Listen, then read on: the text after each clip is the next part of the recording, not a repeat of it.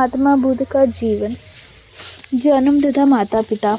महात्मा बुद्ध जिन्होंने बौद्ध धर्म की नींव रखी, सूर्यवंशी क्षत्रियों के शाक नामक राजकुल के राजकुमार थे।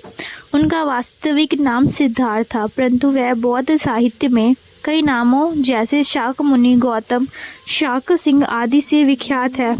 उनके पिता शुद्धोधन हिमालय पर्वत के तराई देश में स्थित एक छोटे से राज्य के शासक थे, जिसकी राजधानी कपिलवस्तु थी। उनकी माता महामाया अथवा माया देवी कौलियन वंश की क्षत्रिय राजकुमारी थी। समकालीन स्रोतों से ज्ञात होता है कि जब महामाया गर्भावस्था में पिता के यहाँ जा रही थी तो उसने मार्ग में लुम्बिनी ग्राम के स्थान पर बुद्ध को जन्म दिया।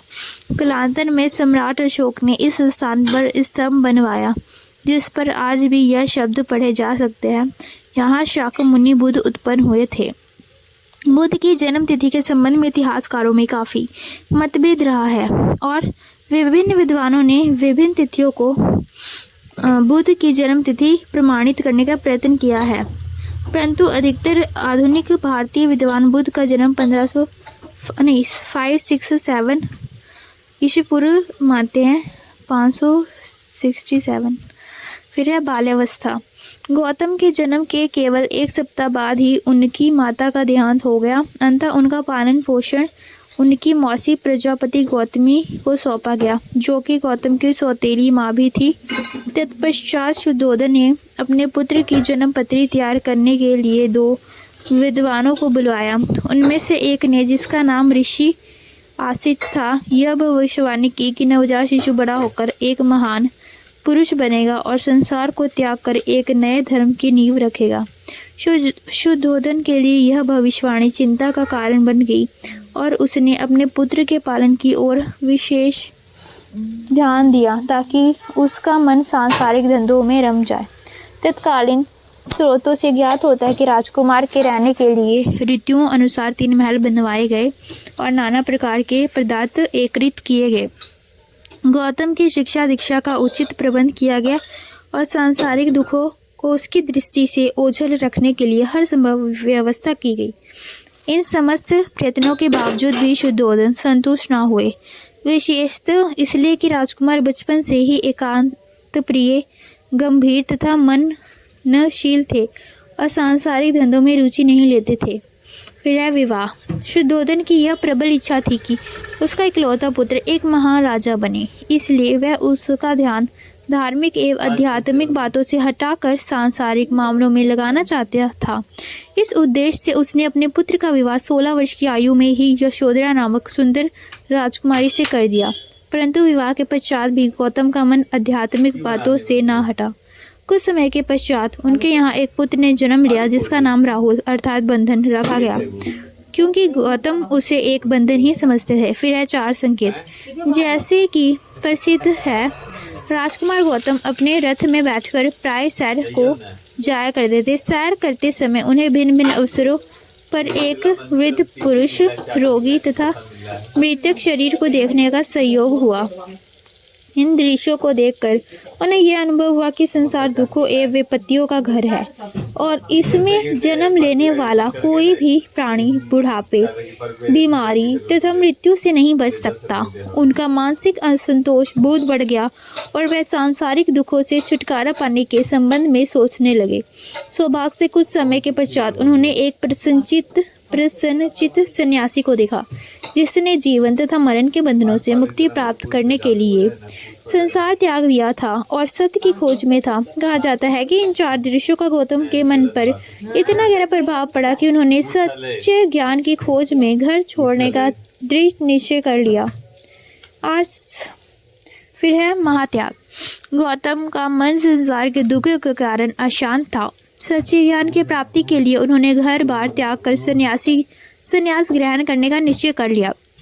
धीरे धीरे उनका यह निश्चय दृढ़ होता गया और अंत में वे एक रात अपने पुत्र, पत्नी तथा राजमहल को छोड़कर अपने घोड़े कंथक पर सवार होकर सत्यता की खोज में चुपके से चल दिए।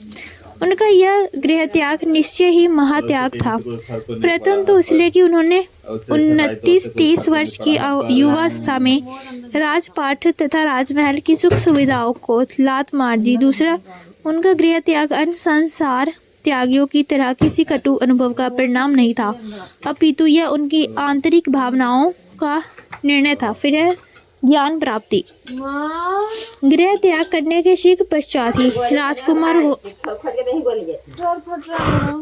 फिर है ज्ञान प्राप्ति। गृह त्याग करने के शीघ्र पश्चात ही राजकुमार गौतम ने अपने बहुमूल्य वस्त्र उतार दिए। उन्होंने अपने कोमल केशों को भी कटवा दिया और वे भगवे कपड़े पहनकर सन्यासी बन गए। तत्पश्चात वे योग गुरु की तलाश में राजगृह पहुँचे।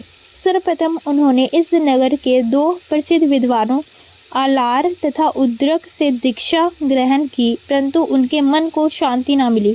इसके बाद वे गया के समीप उर्वला नामक घने जंगल में पहुँचे। वहाँ उन्होंने अपने 5 साथियों सहित घोर तपस्या की। ध्यान, समाधि और व्रत उपवास के कारण उनका कोमल शरीर सूखकर काटा हो गया, परंतु इसका भी उन्हें कोई लाभ न हुआ। अंत में उन्होंने तपस्या का मार्ग छोड़ दिया और सुजाता नामक एक कन्या से दूध ग्रहण किया। गौतम के साथियों ने यह समझकर कि वह तपस्या से घबरा गए, उनका साथ छोड़ दिया और सारनाथ बनारस चले गए। घोर तपस्या के कारण गौतम इतने दुर्बल हो गए थे कि उनके लिए चलना फिरना भी कठिन था। ज्यों ही उनका स्वास्थ्य कुछ ठीक हुआ, उन्होंने गया नगर में निरंजना नदी के तट पर पीपल के एक वृक्ष के नीचे समाधि लगा ली और ध्यान में मग्न हो गए। कहा जाता है कि वह 7 दिन व 7 रातें अखंड समाधि में स्थित रहे। 8वें दिन वैशाख की पूर्णिमा को उन्हें सच्चे ज्ञान अथवा बोध की प्राप्ति हुई। उन्होंने जीवन की कठिन समस्या का हल ढूंढ लिया। उन्होंने यह जान लिया कि मनुष्य की अपनी वासनाएं ही उसके दुख का मूल कारण है और इन वासनाओं का दमन करने से ही उसे शांति मिल सकती है। फिर है वासनाओं को शांत करने के लिए सत्य ज्ञान व सत्य आचरण की आवश्यकता है। गौतम को यह बोध अथवा ज्ञान 35 वर्ष की आयु में प्राप्त हुआ और वह उस दिन से बुद्ध बन गए। गया में जिस वृक्ष के नीचे उन्हें ज्ञान प्राप्त हुआ उसे बोधि वृक्ष कहते हैं। फिर है धर्म प्रचार। ज्ञान प्राप्ति के बाद करुणामय गौतम ने दुखी दुनिया को अपने अनुभव से परिचित करवाने का निर्णय किया ताकि अन्य लोग भी इस धर्म पर चल कर सांसारिक दुखों से छुटकारा पा सके। इस निर्णय के साथ उस महान धर्म का प्रारंभ हुआ जिसने भारत के इतिहास पर गहरा प्रभाव डाला, जो आज भी संसार के 1/3 भाग में प्रचलित है। श्री R.R. दिवाकर लिखते हैं कि यदि गौतम के गृह त्याग ने संसार को बुद्ध प्रदान किया तो उनके धर्म प्रचार संबंधी निर्णयों से बुद्ध धर्म प्राप्त हुआ। धर्म प्रचार का निर्णय करने के पश्चात महात्मा बुद्ध बनारस के निकट सारनाथ पहुंचे। यहाँ आकर उन्होंने मृगवन के स्थान पर अपना प्रथम भाषण दिया। उनका यह भाषण धर्म चक्र परिवर्तन के नाम से विख्यात है और इसमें बुद्ध धर्म का सार निहित है। इस ऐतिहासिक भाषण को सुनने वाले लोगों में वे 5 ब्राह्मण भी थे जो तपस्या काल में गौतम का साथ छोड़कर बनारस चले आए थे। वे गौतम द्वारा बताए गए नवीन मार्ग को सुनकर अत्यंत प्रभावित हुए और उनके शिष्य बन गए। शीघ्र ही बनारस में बुद्ध के 60 शिष्य बन गए। इन सब को उन्होंने विभिन्न स्थानों में मनुष्यों की भलाई के लिए धर्म प्रचार करने की आज्ञा दी। ये सभी धर्म प्रचारक भिक्षु कहलाने लगे। अपने इस सफलता से उत्साहित होकर बुद्ध ने स्वयं प्रचार कार्य को अधिक दृढ़ता से शुरू किया और अपने जीवन के आगामी 45 वर्ष वह इसी प्रयास में जुटे रहे। इस काल में वह मगध, कौशल, कपिलवस्तु आदि राज्यों में भाषण करते रहे और राजा तथा रोग को एक समान अपना संदेश सुनाते रहे। उनके भाषण का सुनकर मगध नरेश बिंबिसार बहुत आनंदित हुए और उसने बौद्ध धर्म को ग्रहण कर लिया। बिंबिसार का पुत्र अजातशत्रु तथा राजगिर के कुछ अन्य लोग भी बुद्ध के उपासक बन गए। कौशल राज्य में बुद्ध के धर्म प्रचार को विशेष सफलता प्राप्त हुई। वहाँ के राजा प्रसन्नजीत बौद्ध के उच्च चरित्र के प्रशंसक बन गए, जबकि उसकी रानी मलिका और उसकी 2 बहनें शोभा तथा शुक्ला ने बुद्ध धर्म को अपना लिया। कौशल राज्य में बुद्ध का सबसे बड़ा श्रद्धालु अनाथपिंडिक नामक सेठ था, जिसने राजकुमार जैत को अपार धन देकर उससे जेतवन खरीदा और फिर उसे बुद्ध विहार के लिए संघ को अर्पित कर दिया। श्रावस्ती की एक सेठानी विशाखा भी बुद्ध की शिष्य बन गई और वह प्रतिदिन 500 भिक्षुओं को भोजन करवाती थी।